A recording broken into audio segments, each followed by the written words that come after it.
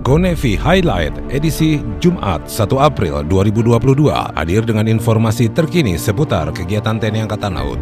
Dan berikut informasi selengkapnya yang kami rangkum dalam Go Navy Highlight.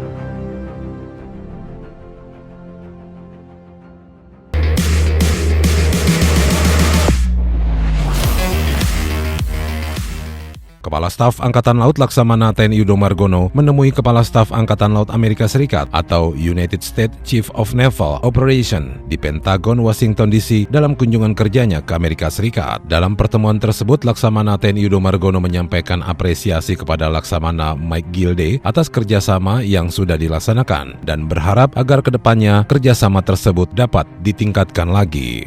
Dalam bidang latihan, Kasal berterima kasih karena selalu diundang dalam latihan-latihan multilateral maupun bilateral oleh US Navy yang dapat menunjang profesionalisme prajurit TNI Angkatan Laut.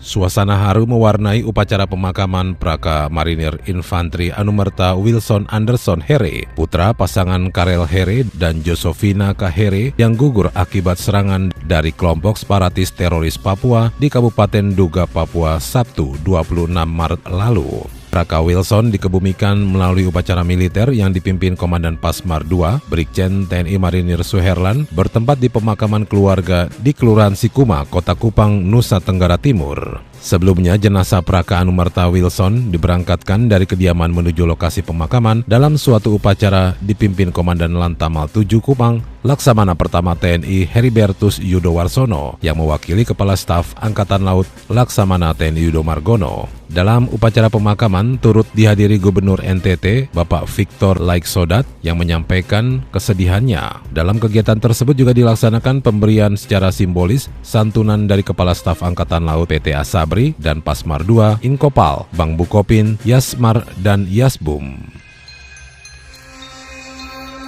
Asisten Potensi Maritim Kasal Majen TNI Marinir Nur Alamsah mendapat kunjungan Bupati Kutai Timur Bapak Ardiansah Sulaiman yang datang ke Mabesal Cilangkap, Jakarta Timur bersama Kepala Bapeda, sejumlah staf serta Komandan Lanal Sangatta, Letkol Laut Ikomang Nur Hadi. Kunjungan Bupati Kutai Timur bersama Komandan Lanal Sangatta adalah untuk bersilaturahmi, meningkatkan sinergitas, serta mengungkapkan ketertarikan pemerintah Kutai Timur terhadap program Indonesian Naval Aqua Agriculture atau INAP. Selain itu, Bupati Kutai juga meminta saran dan dukungan TNI Angkatan Laut untuk rencana kegiatan Sel Sangkulirang tahun 2024. Usai menemui Aspot Markasal, Bupati Kutai Timur dan rombongan serta Komandan Lanal Sangatta mengunjungi Dinas Penerangan Angkatan Laut yang disambut langsung Kadis Penal Laksamana Pertama TNI Julius Wijoyono. Bupati Kutai Timur serta Komandan Lanal Sangatta yang berkesempatan menjadi narasumber dalam acara podcast di studio Radio JJM mengungkapkan kekaguman dan rasa terima kasihnya kepada Kadis Penal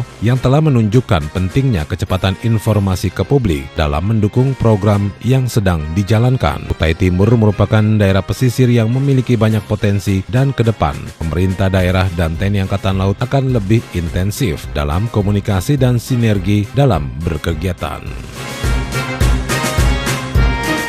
Panglima Komando Armada 3 Laksamana Muda TNI Irfansyah mimpin briefing akhir latihan penyiapan LKO, latihan kesiapsiagaan operasional Kormada 3 tahun 2022 yang sudah dilaksanakan, baik secara gladi mako maupun gladi lapangan selama 2 pekan di Mako, Kormada 3, dan perairan Sorong. Dalam proses latihan yang melibatkan Badan SAR Sorong, dilaksanakan simulasi bantuan SAR Laut terhadap kecelakaan kapal yang diawali informasi serta koordinat lokasi kepada personil Kormada 3 yang langsung direspon dengan monitoring lokasi menggunakan pesawat udara Kasa TNI Angkatan Laut. Personil SAR Kormada 3 langsung merespon menuju lokasi dan melakukan evakuasi terhadap korban dengan dukungan helibel TNI Angkatan Laut. Korban langsung dibawa ke posko kesehatan Kormada 3 untuk mendapat pertolongan pertama. Latihan tersebut melibatkan kurang lebih 405 personil yang terdiri atas penyelenggara, pelaku, dan pendukung.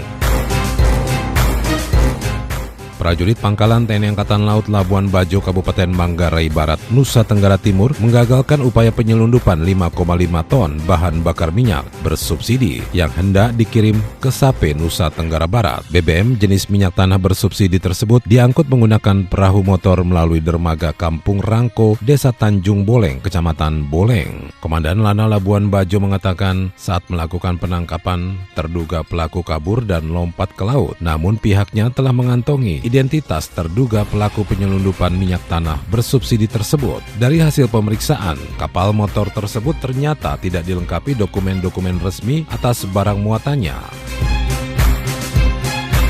Udang Faname juga dilaksanakan Lantama 5 di Tambak Lantama 5 Ujung Surabaya, dihadiri Wakil Komandan Lantama 5 Kolonel Marinir Joni Sulistiawan. Kegiatan panen yang juga terhubung secara virtual dengan Panglima Koarmada II Laksamana Muda TNI Iwan Isnurwanto berhasil memanen 2 ton udang Faname. Dalam kegiatan panen raya tersebut dihadiri sejumlah pejabat utama Lantama 5 dan pengurus daerah Jala Senasri Koarmada II.